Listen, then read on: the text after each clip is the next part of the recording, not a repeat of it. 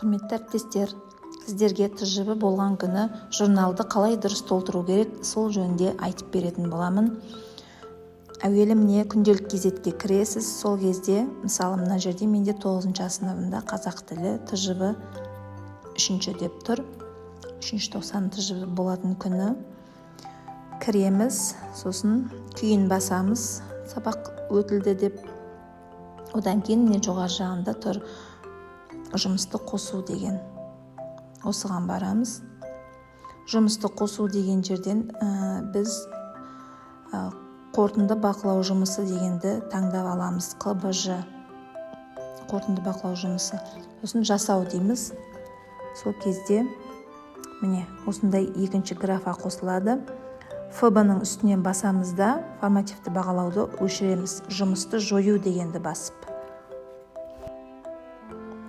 Мінекей, жою дегенді таңдаймыз.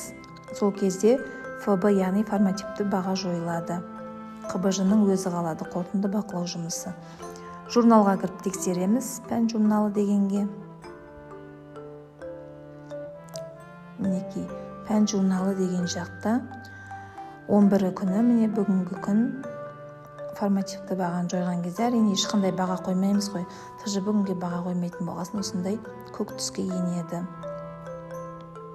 Одан кейін арғарай журналыңызды өзіңіз әдеттегідей күнтізбелік жоспарлау деп үй тапсырмасын беріп арғарай толтыра бересіз әдеттегідей.